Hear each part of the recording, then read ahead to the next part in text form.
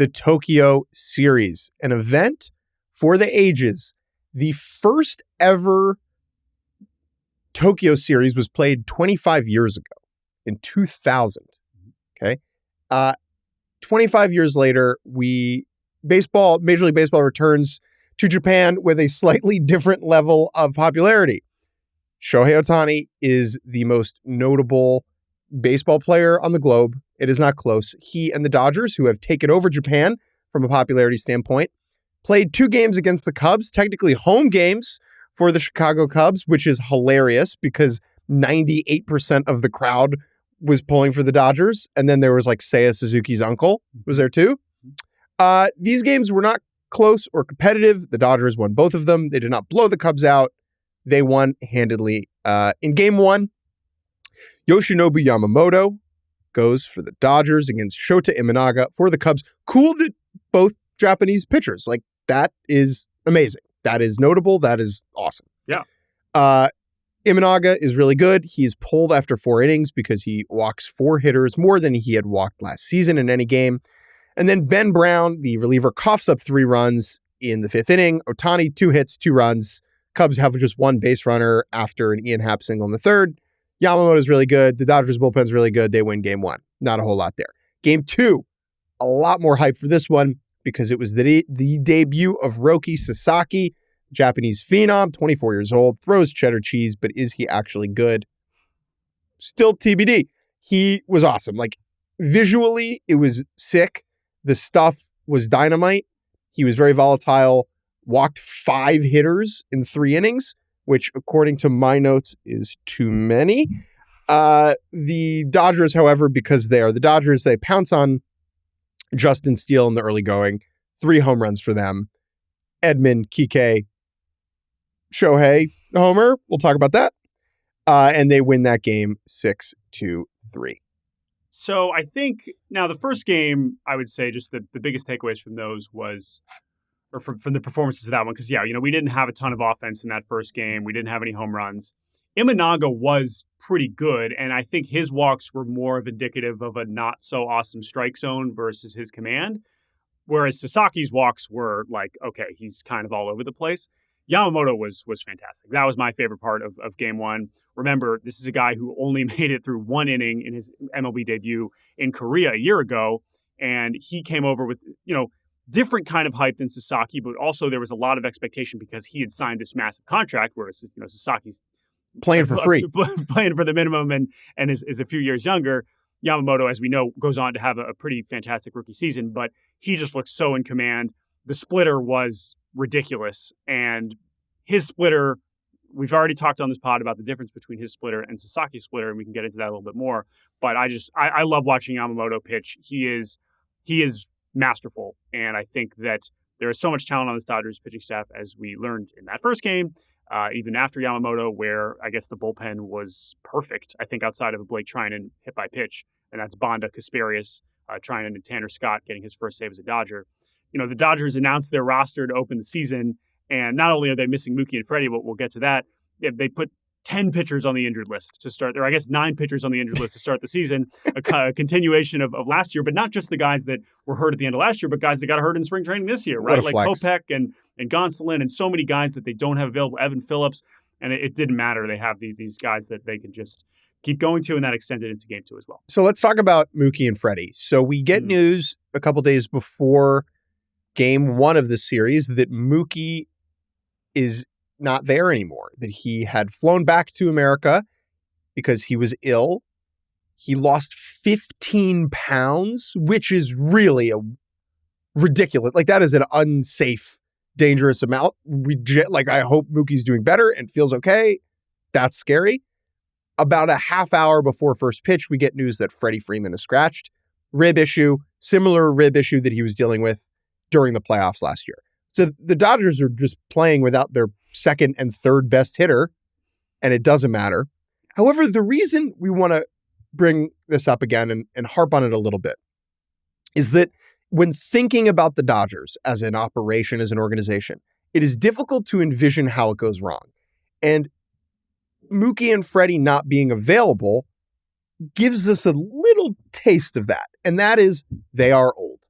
And when you are old, you are much more likely to just break down, miss time with random stuff, and get hurt. Now, these two things are not predictive, and I think what happened to Mookie particularly is like very random.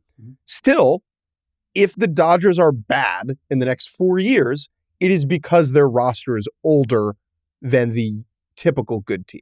Yeah, and I do think that this is still more of a big picture concern in terms of projecting, because right now the baseball world just feels like the Dodgers will never lose, and obviously there's other ways for them to acquire young talent, as we just saw with Sasaki over the next decade. But they had the oldest position player group in baseball a year ago, and that is very likely to be true again this year. And I think with Freddie especially, who was an Ironman for so long in his career, and then obviously last year started to deal with a litany of injuries, and so it's just kind of an ominous start in that sense. I'm willing to just say the Mookie thing is more of a fluke, and that's fine. Freddie's 35, and this is still the kind of thing that your team can just deal with these things more often if your entire position player group is in their 30s. Again, they're still deserve to be far and away projected the best team in baseball, and I think they're going to win 110 games. All these things are there, but it was at least particularly with the Freddie thing and how the things he kind of dealt with at the end of last year. It was just kind of a reminder that they are going to have to eventually find some new young players, and I think they probably will because they're good at that too. Speaking of, Roki Sasaki starts game 2. He, let's be very clear about this. If game 2 of the year was in Cincinnati or Los Angeles, this would have been Blake Snell. Yeah. And that's okay. Yeah. It's okay to understand why Sasaki threw. I'm happy he did. I think it was well worth it. MLB realizing that they don't need to make these exhibition games, that these games can count, and there are 162 of them, and it's okay if the Dodgers caught like almost following that lead and being willing to start Sasaki. Good. Sasaki was what we expected.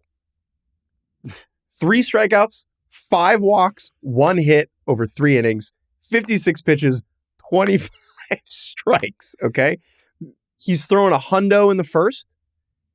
He's throwing 95, 96 by the third. Yeah. The splitter is unbelievable from a movement perspective. Yeah. He wasn't commanding it as well as he Yes. was in his spring training outing when it really seemed like he knew exactly what he was doing with it. And yeah, he was obviously spraying the fastball. This kind of performance just, had me doing all kinds of stat head searches where it's like, what is this going to look like over even say 100 innings, right? Where he's probably going to have one of the lowest batting average against in the league, and he's probably going to walk 9-10% of hitters, and he's probably going to strike out 27-20. It looks like Blake Snell, right? Or like some version of there's like some Freddie Peralta seasons that we've seen like this. Like if you are never allowing hits, you are probably going to still be effective. It's just going to be from a workload standpoint and from a obviously 25 strikes and 56 pitches that's just not going to be good enough to eat a bunch of innings, let alone if he's going to be able to hold up from a physical standpoint. But he's going to be effective because it is going to be difficult for hitters to consistently. They might be able to get to reach base by just standing there, as we saw as his outing went on. But it is going to be difficult for hitters to hit him consistently. Well, he doesn't need to be anything other than what he was today because of who the Dodgers have on their roster. Sure. If he was Tarek Skubal on the Tigers and he needed to throw 7 innings every day, I would not be optimistic about Sasaki's season.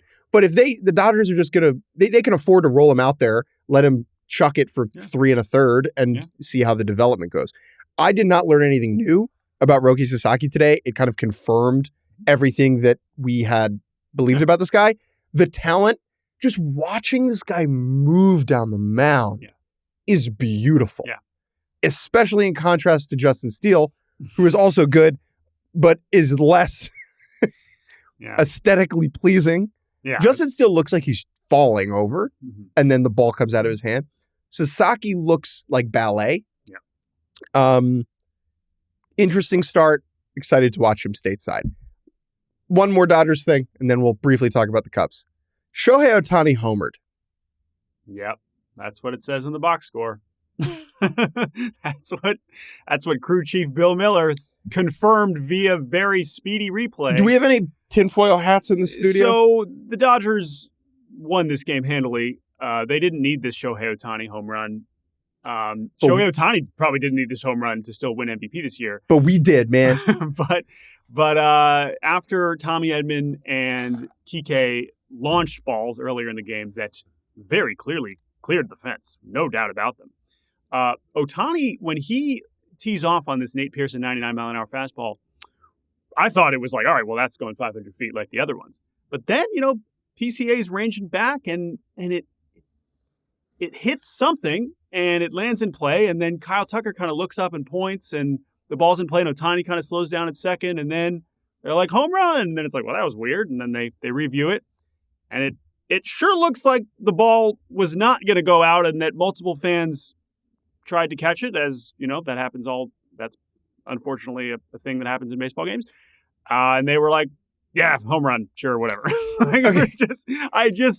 I don't know. It seemed like it was a crew umpire review. Initiated review. I don't know if Craig Counsell has said anything about this because all we can say is this feels like a play that an opposing manager would be a lot more irked about in other circumstances. Yeah.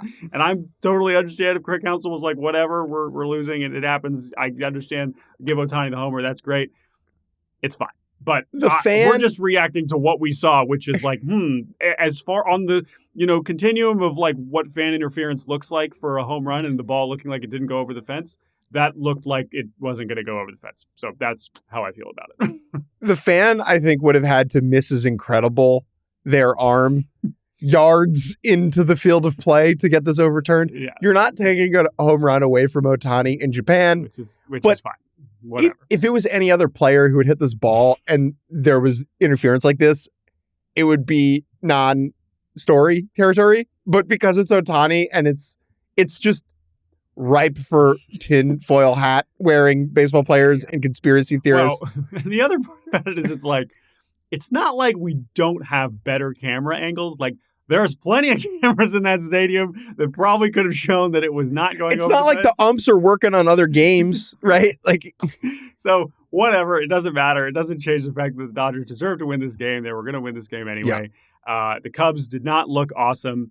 We had a couple good Cubs. I guess, what were the Cubs highlights? Matt Shaw's defense looked great.